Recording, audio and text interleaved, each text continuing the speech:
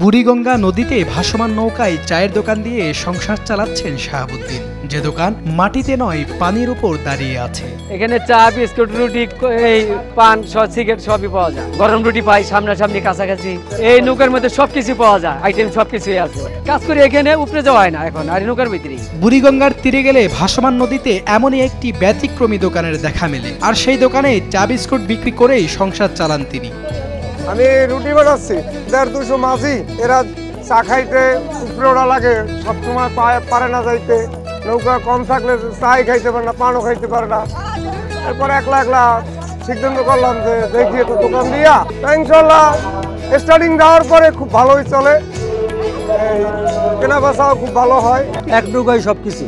সংসারের হাল ধরতে পড়াশোনা ছেড়ে বাবার সঙ্গেই চায়ের দোকানে কাজ করেন শাহাবুদ্দিনের ছেলে হামিম। পরিবারের হাল ধরার মতো কেউ নেই দেখেই এত ছোট বয়সেও কাজ করতে হচ্ছে তাকে। বাবার অসুস্থতার কথা চিন্তা করে নিজেও পড়াশোনা ছেড়ে বাবার সঙ্গে কাজ করেন ছোট্ট এই ছেলে। আমার আব্বু নৌকা চালাইতো, নৌকা চালানোর পর সেও এরকম যেরকম নৌকার দোকান না ছিল, সে এরকম নৌকাগুলো বাঁধিয়া সে উপরে দোকান আছে, উপরে খাইতে যাইতো। পরে চিন্তা করে পরে নৌকার একটু বাইতে এসে সমস্যা হয়, চিন্তা করে দেখছে যদি আমি দোকান দিই, সবাই যখন খাইতে যায় আমিও খাইতে যাই, এটা আমার যদি দোকান হয় তারা তো এই জায়গায় খাইবে, আর উপরে তো চাইবে না। এর কারণে সে দোকানটা দিচ্ছে, আমাদের ভালো, আমাদের সংসার মুখের সবকিছু ইনশাআল্লাহ চলে।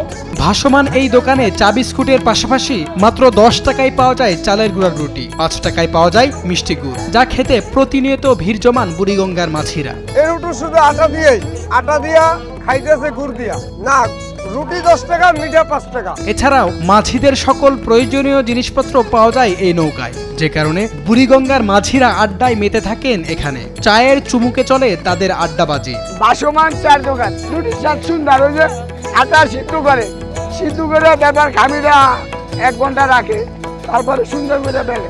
নৌকা দিয়ে বানানো এই দোকানে গিয়ে দেখা যায় বাবা ছেলের দোকানদারি। বাবা রুটি বানাচ্ছে, ছেলে বানাচ্ছে চা। এমন দৃশ্য দেখলেই বোঝা যায় জীবন সংগ্রামে টিকে থাকার করুণ কাহিনী। মাঝে কাস্টমার গুলো দেন, এগুলো তো খাওয়ান লাগে, তাই এই যে উপরে এরা নৌকো বাঁধে তুই এরকম সারি নৌকো বাঁধে তুই উপরে যায়। তাই আপু চিন্তা করে দেখছে যদি একটা দোকান দেয় তাহলে এরা তো এর কাছে খাইবে।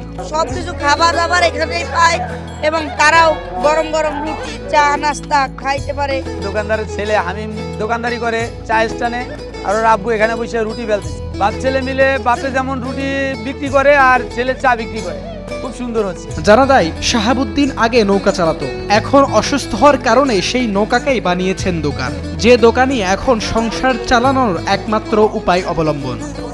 এই নিজেই চিন্তা ভাবনা করছি যে দোকানটা দিলে কেমন হয়, যদি ভালো হয় নৌকা পাওয়ার চাইয়া যদি ভালো হয় দিয়ে দেখি, এর জন্যই আনুমানিক ঘরকে 800, 900, 700 এরকমের থাকে খরচাপাতি দিয়া। এদিকে শাহাবুদ্দিনের ভাসমান দোকানে প্রয়োজন মেটাতে পেরে প্রশংসাও করেন মাঝিরা। মাঝিরা খুব প্রশাসন করে যে দোকানটা দিয়ে আমাদের ভালো হয়েছে। মাঝিদের জন্য উদ্যোগ, আর মাঝিদের জন্য এটা তৈরি করা হয়েছে। আর দ্বিতীয় কথা, আপনার সন্ধ্যার পরে টিফিন আছে, রুটি বানায়, ভালো লাগার বিষয় তো এটাই। HM Imran Hossain, news 24, Dhaka.